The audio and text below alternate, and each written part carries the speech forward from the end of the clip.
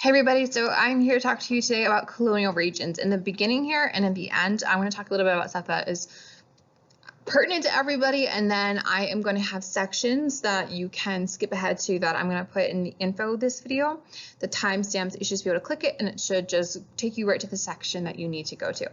So don't feel like you have to watch this whole thing because that would be bananas because you're going to be speed dating so you can meet the other people from the other. Okay, so in showing you this map, this is just mostly to show you the areas that were colonized by 1660. You can see that largely people stayed into the coast, but that is where they're going to be coming and arriving. And it isn't going to be till later that they are going to move further inland and they're going to be going into the mountains and areas like that. All right, New England. When I think about New England, I think about the New England Patriots and Tom Brady, formerly, and then Gilmore Girls are the things I think of when I think. Okay, so the New England colonial region is going to include Connecticut, Rhode Island, Massachusetts, and New Hampshire. And if you remember that the Pilgrims came over, they came over into Plymouth, and they're going to face a lot of issues of disease, and like people don't want to come join the Pilgrims, and they're going to have a lot of conflict with the natives, and so they're going to be ultimately absorbed into the Massachusetts Bay Colony. So the Puritans will absorb the Pilgrims of Plymouth. And you're going to see that the Puritans are going to spawn the new colonies of New Hampshire, Rhode Island, Connecticut, New Haven, which is on this map, which is kind of part of Connecticut, and the New Hampshire. Did I say that? No. New Hampshire is going to be very dependent upon the Massachusetts Bay Colony. Connecticut is going to form in 1662 because there's fertile land there, and it was very much like the Massachusetts Bay Colony. You're going to see New Haven is set up in 1636 because Puritan leaders want a colony that has a closer relationship between church and state. Like they're like, we didn't do this right, and so they're like, well, let's start fresh, and they started holding a colony. And then Rhode Island is going to draw highly independent colonists who practice religious toleration, very different thoughts. I'll talk about them more in a hot second. That hot second being now. So I already talked about our Pilgrims in your last homework, whether or not you did that homework. The Pilgrims are going to be the separatists who come over because they're like, we don't like what's happening in the Church of England. Ugh. And they're going to want like a whole separate thing happening. And so they are going to come over to America for religious freedom, and they are going to try to maintain their identity. They're going to settle New England, and they start off in Plymouth. Our Puritans want to purify the Church of England. Again, not so popular in England, so they're going to come over to America looking for freedom and religious toleration of their own religion, not other people's religion. Our Puritans are going to believe in predestination, are going to fight against social sins, so they're going to not want you to do things that are against the Bible and will be very not for it when you do something bad. And they are going to despise Catholics and everything that they stand for. Our Puritans are going to come over, and they are going to found the Massachusetts Bay Colony. And then you're going to see, I'll talk about a little bit more towards the religion side, but you're going to see as well that pretty much all the other religious dissenters, anyone in the Massachusetts Bay Colony that's going to be like, hey, why do we do things this way? The Puritans are like, get out. And they're going to excommunicate them to start their own colony, which is Rhode Island. That is going to be very counter to the Puritans and what they have to say. Okay, the social aspects of the New England colonies. They are going to have this common spiritual goal. John Winthrop, our founder of the Massachusetts Bay Colony, is going to call them a city upon a hill. And he's going to say, like, you're this beacon of righteousness, right? That you are this example to everyone of what we want, where we're going, and just everything about Puritans, everything good. New England is going to experience some unique demographic and social trends. The settlers are going to come in, as families, because they are looking for religious freedom and they're looking to start a new way of life. They aren't just looking to get rich fast. Generally, New England is a healthy place to live. That'll make more sense when you do speed dating. But when you get into the southern colonies, malaria, yellow fever, like real bad, like mosquitoes. So New England doesn't have nearly as problem with that. Our settlers here are going to sacrifice their self-interest for the good of the community. That is something Puritans are really into. Generally, they live in small homes with one room, and they're going to cook on a fireplace. They're going to sleep on a mattress near the fire. They are going to be very into using everything, that you are going to use everything from the materials around you, and you're going to eat it, you're going to wear it, you're going to use it in some way. At home, you're going to hand make everything. That's just how it is. It's colonial life, man. The women, the girls, are going to cook and preserve food. They're going to make soap, candles, families, clothing, pretty much anything that has to do with home or the family that lives there. They're all about it. The men and the boys then are going to be working the farm, caring for the animals, fixing the buildings, anything outside of the home. Some Puritans are going to, women did help at harvest time, side note, and planting time, because you need more hands. Some Puritans are going to teach their children to read the Bible at home. New England colonies, they're super into education. They're super into being able to read. And many New England towns are going to have their own schools, and then they're going to found higher education places. You're going to see that the Great Awakening is going to start in this area. Great Awakening is something we're going to talk about in a little bit. That's going to affect all of the colonies, but no, that's going to affect how they're dealing with each other and relating to each other socially in the New England colonies. Okay, political aspects. We're going to see the forming of the Mayflower Compact. This is, as I already talked about, is that civil body politique that you're going to have settlers coming together. They're on equal ground, self-government, that they decided, like, hey, this is how we want to govern ourselves. Like, we're all equals. We're all signing this. Fantastic. You're going to see that in the Massachusetts Bay Colony and its surrounding friends, that each town is going to have an independently governed, like, local church members. Congregationalism is what that's called. They're going to allow voting by adult male church members. Women and Africans could not vote or join the church officially. Officials are responsible to God, not their constituents, of who they're getting governed by. The New England government is autonomous, and most people are going to participate due to their common religious values. If you're a church member, it's expected that you're going to do that. And the Massachusetts Bay Colony is largely more peaceful than the other colonies. They're going to pass legal codes called the Laws and Liberties in 1648 that protects rights and orders. They're going to create civil courts to maintain order and mediate differences, and they're going to have a lot of systems in place to be very autonomous. And you're going to see that this autonomy is going to be a huge tipping point for them when they start to have issues with Mother England. Okay, economic aspects. So in the New England colonies, they're going to have a growing economy. The rich merchant is going to become very influential in the New England colonies. Fish is a major export of the colonies. They're also going to be really into livestock and timber. Timber is another big industry for them. They are going to be tied into those Atlantic trade routes going back to England. And this is going to make them have more specialized workers than the southern and middle colonies. They are not really the best at growing crops up here. So they grow enough crops in order to feed your family, but they aren't growing crops to ship out. They're going to have a rocky coast. That's good for harbors. That's good for shipping, materials and the like. Thick forests, they're going to be able to log and have timber to ship out. Like I already said, fishing, which will include whales and cod. Those are the biggest exports for them.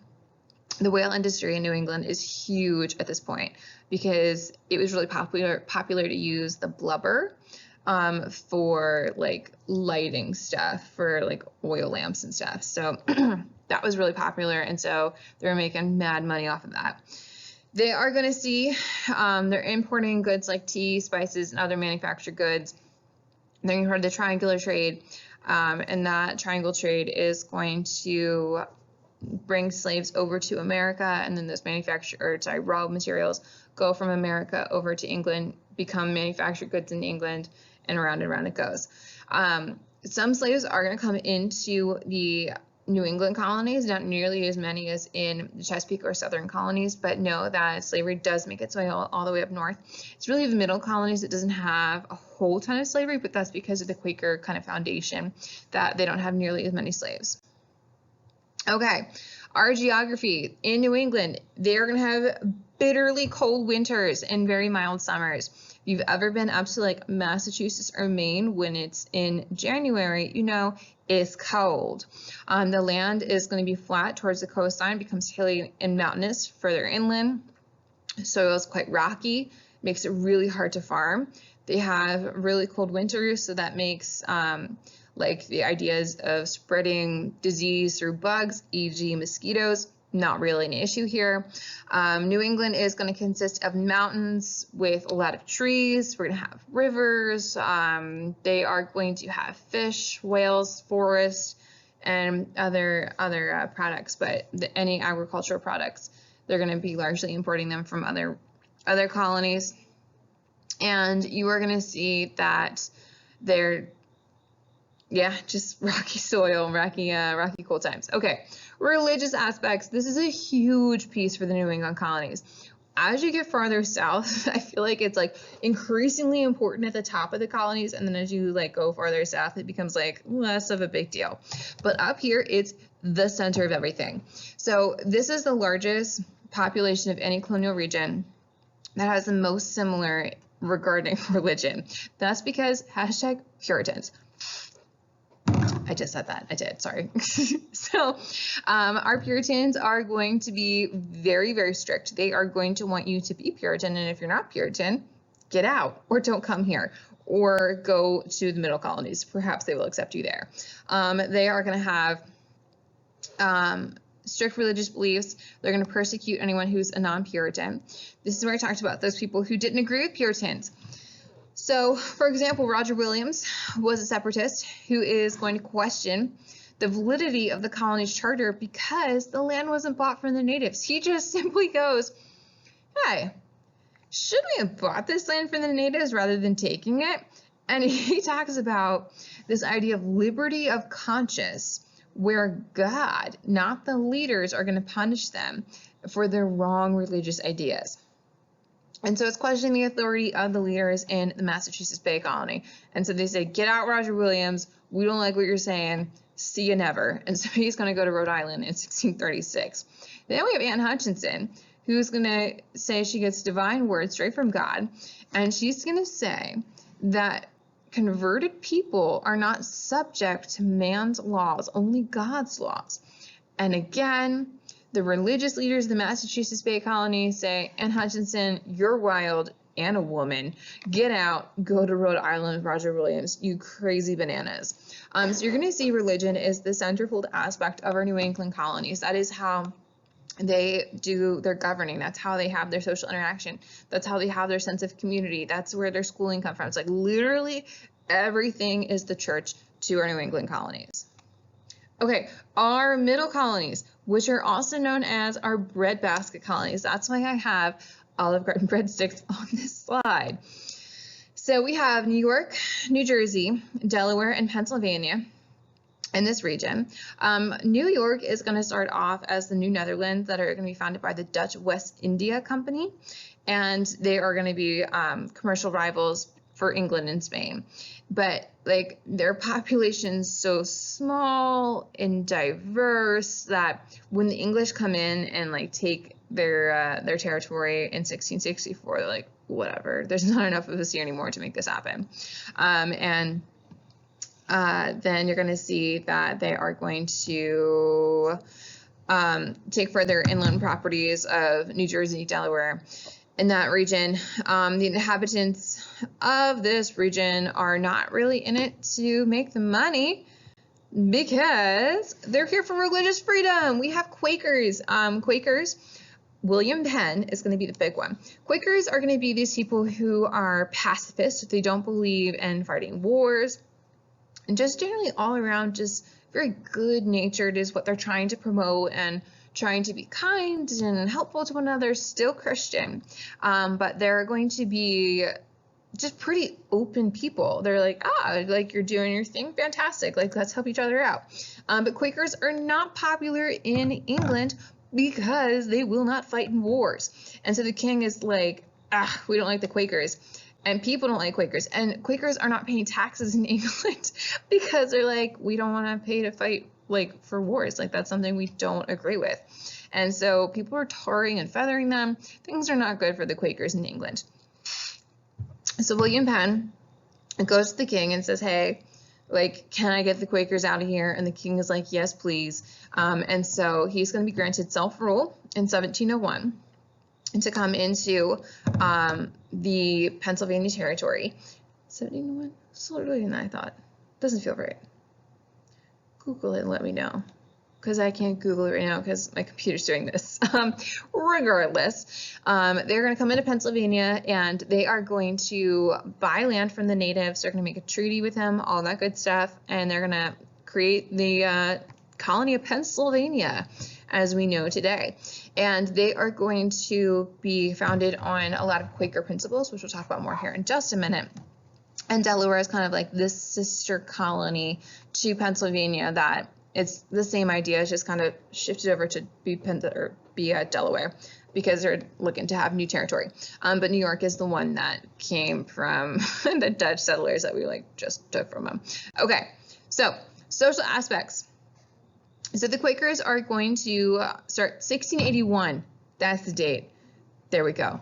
They're going to start as a holy experiment, and they're going to, because they're Quakers, and this is something they're super into, they're going to promote religious toleration and the rights of the propertyless, that you don't have to own property in order to have a say, that you don't have to own property to have a place in our institutions, which is groundbreaking. I know it's not in your mind, you're like, whatever, you don't own property, who cares? But a lot of colonies, you have to own a certain amount of property.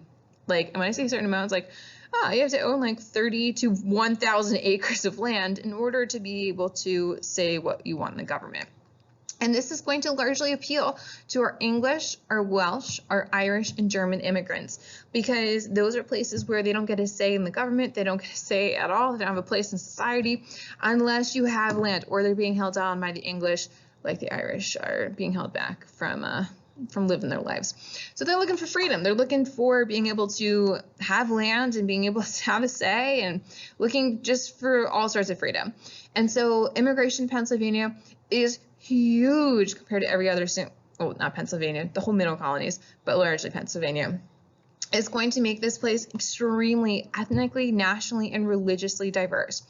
There's going to be not many quarrels because they are going to have those systems in place that are going to allow for the toleration to happen, that aren't trying to force a certain way of life upon people. Okay, political aspects. So in the middle colonies, they are going to elect their own legislatures, all of them Democratic. They're going to have a governor, they're going to have a governor's court and a court system. And the middle colonies are largely proprietary, but New York is a royal colony. So proprietary colonies are when the king grants land to the people of North America and they're going to form a proprietary colony. But a royal colony is when they are ruled directly by the English monarchy. And they're going to have colonial assemblies, and they're going to have constitutions that are going to guarantee the freedom of religion, that are going to forbid taxation without representation. So we already have this idea of not being into that. They are going to overthrow the royal governors that they do have a couple of times. In Leisler's rebellion in New York, they're going to overthrow the royal governor there. And so you're going to see that they're very much into autonomy, and this is going to be just a hotbed when the revolution begins, that when they think of a place to have the Continental Congress, like Philadelphia, man, of course, that like that's the center for the revolution, that's the place to go. That's why, you know, it becomes the place to be. Independence, all. That's just what I point to. Okay. Trade and exports. Our middle colonies are the big food producing region. They are going to produce corn, wheat, livestock, which will include beef and pork. They have some other industries. They're going to have the production of iron ore, which is this stuff here, which then you can ship back to England for them to blacksmith into all sorts of cool stuff. Iron ore, lumber, textiles, furs. Shipbuilding is really big in our middle colonies. Like I already said, they're called the breadbasket colonies because they grow so many crops, especially wheat.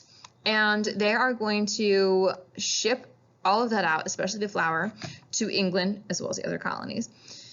Typical farm in this area is about 50 to 150 acres. and they're going to have a house, barn, fields, etc. And they are just like very diverse economy.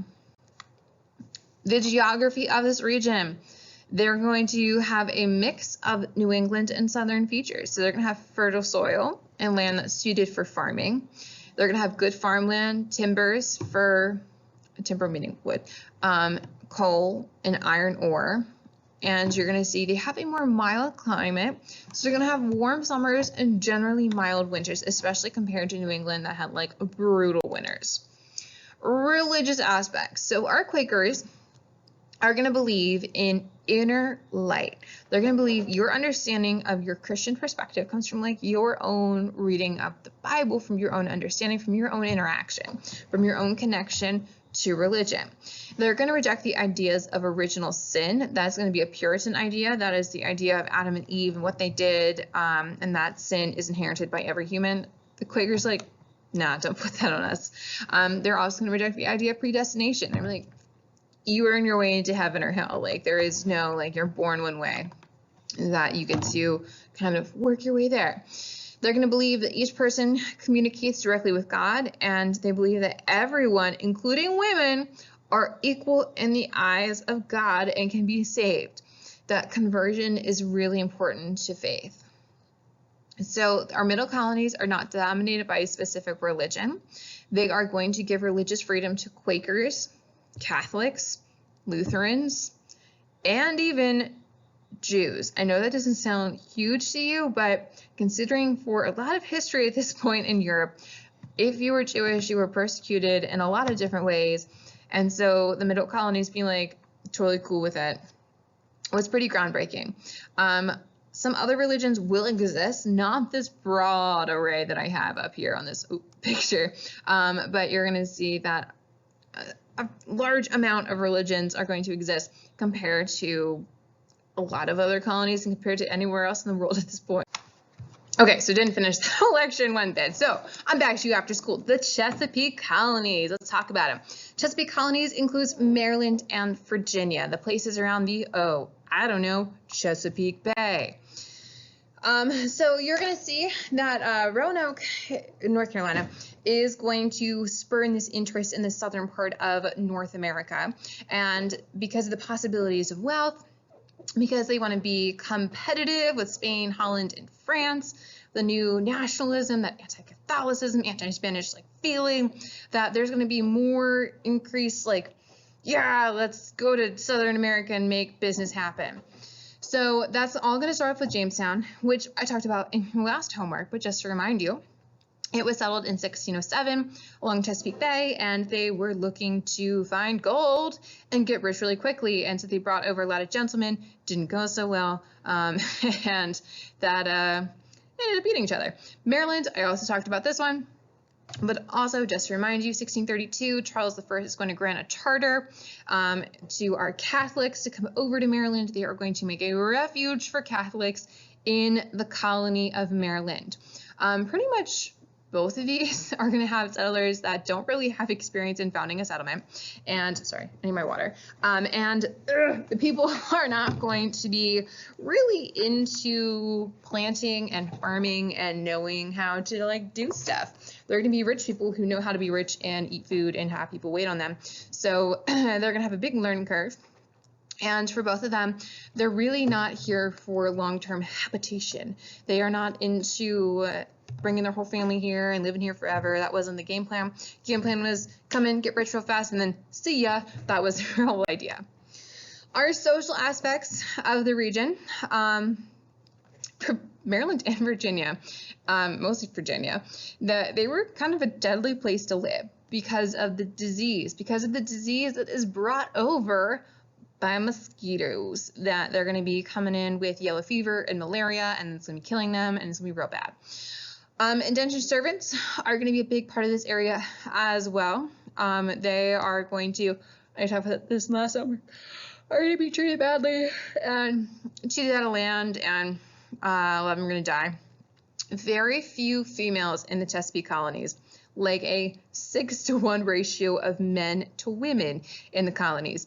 So the women that are brought over to make families. and to just have a lot of kids and make the colony grow. The Chesapeake is going to also have a lot of frustration with our poor whites, or people who worked their way out of indentured servitude, and they are going to see that with Bacon's rebellion, which you talked about in your last homework, Nathaniel Bacon, leading the rebellion against the landed elite and the frustration of that. And you're going to see an increase of African slaves in the Chesapeake region that are going to be working on plantations.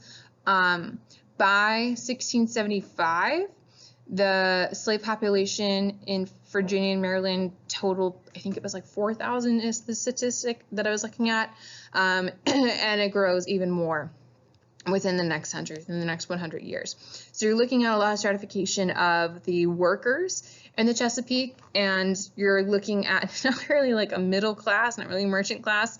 You're really looking kind of like your landed elite, kind of your poor whites, and then you're looking at indentured servants and then African slaves. Political aspects. So we have the House of Burgesses, which we've already talked about, but just to remind you, that is going to be created in 1619. Legislative Assembly, creating local taxes, oversee finances, first legislative assembly in America. You're going to see that Virginia is made into a royal colony, so they are overseen by the king, and that's going to be a key component to them. And they really are, both Maryland and Virginia, going to have kind of their local like assemblies and everything, but don't have a whole ton of autonomy. That isn't something they're very focused on. And they're going to be very much like the South, where the landed are the ones that are going to be the ones in power. But not as like stringent as it is in the South. This is like kind of your in-between of literally the two places that sandwich it, of your middle colonies and your southern colonies. It's like a little bit of a mixture of the two, but it's leaning a little bit more towards your southern colonies. Okay. Why isn't there a picture? Darn it. Okay, so in 1618, the head-right system, head is in head and right is in like your right hand, were used to encourage cultivation of tobacco and to get people to come to Jamestown/Virginia. And it said, hey, if you pay for your passage across the ocean to here, we'll give you 50 acres. And for every slave, for every indentured servant you bring, we'll give you an extra 50 acres. And like, you might have a ton of land by the time you get here. And this was meant to encourage people coming to the colony, and it worked, and increase the population of the colony. And you're going to see a lot of these new settlers are coming over looking to create tobacco plantations. 1619 is when our first African slaves are going to arrive in Jamestown. Slavery is a huge social and economic piece within the colonies.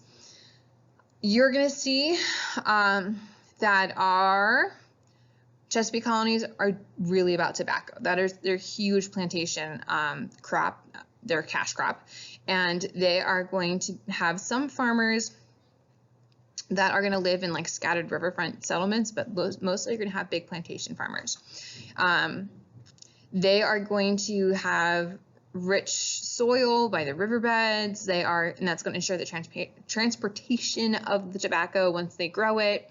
They're going to be growing your tobacco, shipping it back to England, and they are going to have a slow town development because people are just like so isolated that they're just doing their own thing on their own plantation.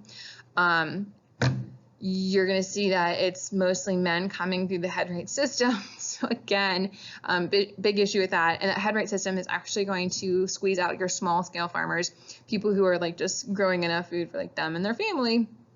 Maybe just a little bit extra to like the townspeople, but they aren't getting too crazy. Oh, I know where the picture's going to happen.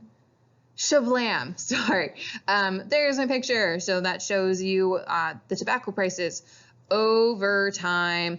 And you can see there in the beginning, tobacco was worth a ton of money. And so that like caused a lot of people to come over. And economics, baby, since a lot of people flooded the market, it caused prices to go down. Okay. Geography of the Chesapeake region. This is an area you live, so you probably know what it's like. But you're going to see that the tobacco cultivation is going to be determining the settlement patterns. The settlement is going to begin on deep, wide rivers leading off the bay so that you can ship their crops. They are going to shape their human geography off with the tobacco. Really, like, that's the centerfold of what they're doing here. In order to avoid soil exhaustion, where you take all the nutrients out of the soil because you're growing just like one particular thing in it, they are going to use manure. Although, well, the manure like tainted the tobacco. They use some other type of fertilizer, but you're going to see like trying to recultivate the land, but it is going to be rich for growing. This is going to be a more mild climate, like the middle colonies to a certain degree. They're going to have more mild winters, good growing season in the summer, and they're going to have fairly good fertile soil in order to grow lots of crops. Okay, our religious aspects. So this is a picture of the Vatican, which is where our Catholics are all about. Maryland starts off with Catholicism. Eventually, you're going to see that they're going to be overrun in the colony by Protestants, and they're like, ugh, this is awkward. Now we need to make sure we're like religiously tolerant. So 1649, they passed the Act of Religious Tolerance. That's the first law in the colonies granting the freedom of worship for Christians, not Jews, unlike our middle colonies in like Pennsylvania. 1654, the Maryland's Protestants, they're going to be in the majority, are going to repeal the act. Nearly like a civil war almost breaks out in Maryland because of this. It's restored in 1658. But you're going to see that religious squabbles, fights are going to happen in Maryland continuing forward.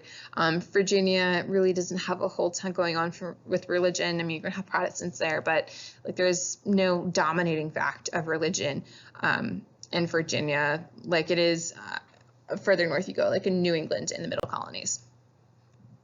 Okay, our southern colonies, which includes the Carolinas, North and South Carolina, Georgia, and the British West Indies. Like I just said, those colonies. Okay, so Carolina is going to be granted a charter. It was one big Carolina to begin with. In 1663, to 8 proprietors, people, to reward their loyalty.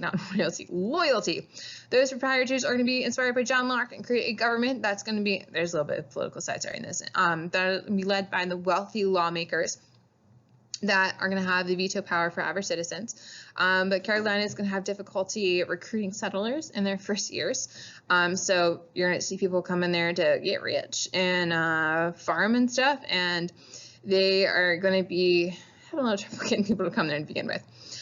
Georgia is going to be started in 1732 by James Oglethorpe, Ogletthorpe, as a buffer between the Carolinas and Spanish Florida, because the Carolinas were making money and Spanish Florida was scary, that they needed something to stop the Spanish from coming into the money-making Carolinas. And Oglethorpe is going to offer Georgia as a refuge for imprisoned debtors in England. In England, if you didn't pay your debts, kind of like America, I guess, after a certain point, you go to jail. And so then it was like, hey, I can't pay my debts, and now I can't work, and now I can't pay for anything. Like, we're in a real vicious cycle here. So Oglethorpe was like, hey, like, just bring them to America, like, erase their debts, everything will be cool. And so that is how they are going to start.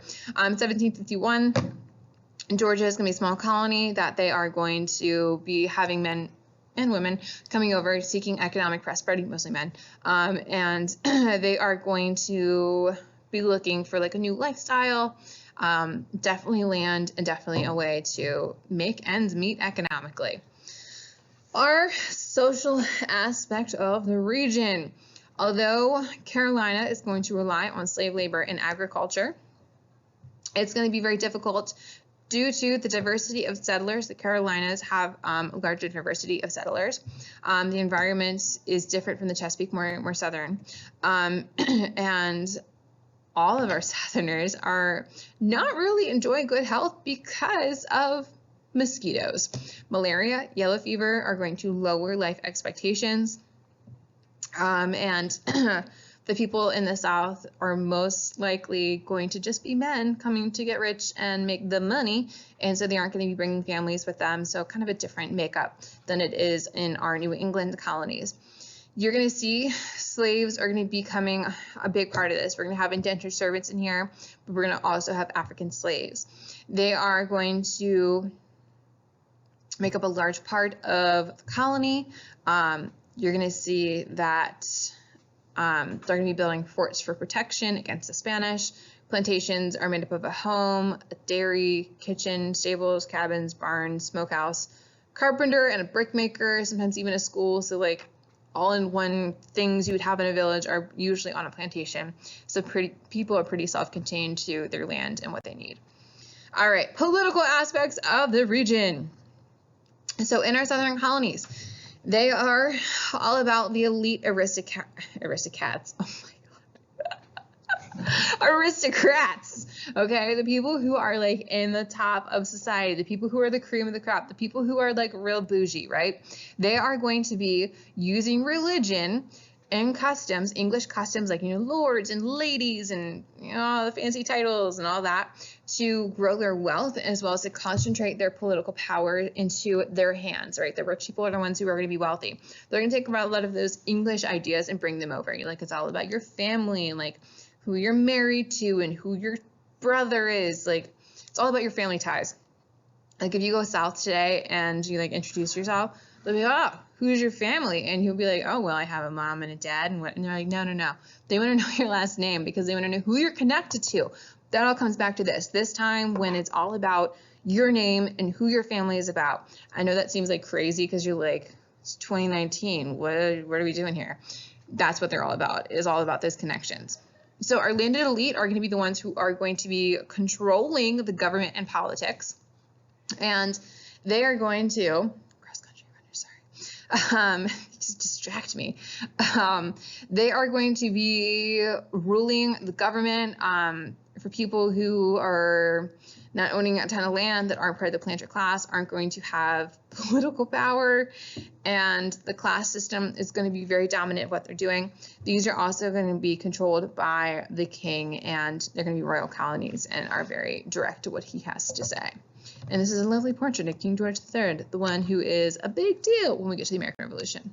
Okay, economic aspects of the southern colonies.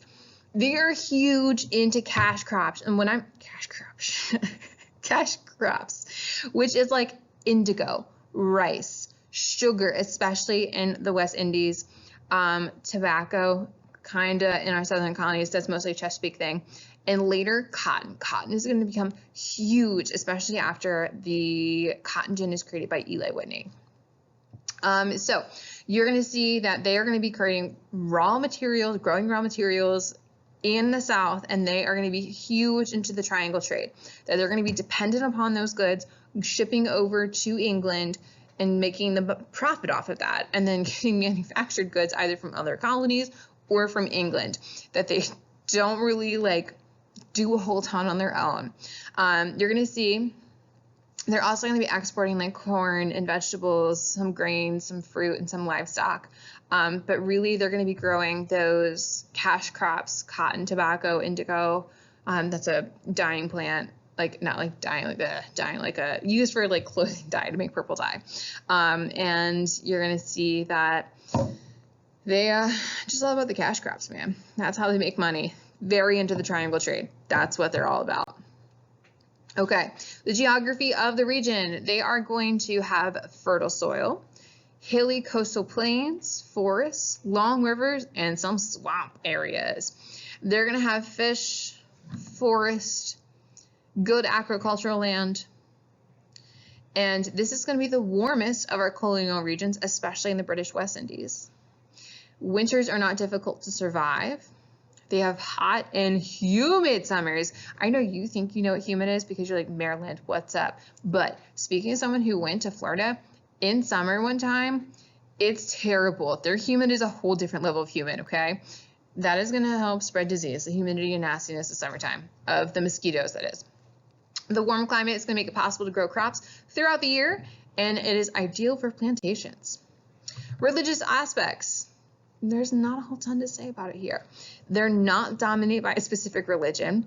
They're going to have Baptists and Anglicans, people of the English church, and Protestants, but really, they're just sort of like you're doing your thing. That's great. They are going to have a lot of home churches because people are so spread out that they don't really have as much of an organized system of churches happening in the South, that people are going to pretty much be having home churches and having a diversity of religion, and just living their life. Okay, so our proprietary colonies, so most English colonies are created by royal charters, like they're controlled by the royal crown that sits on the throne. But some had charters that were granted land to individuals, which makes them an independent body of the king. So those include Maryland in 1634, where we have Lord Baltimore as a haven for Catholics. Look at how fancy I am.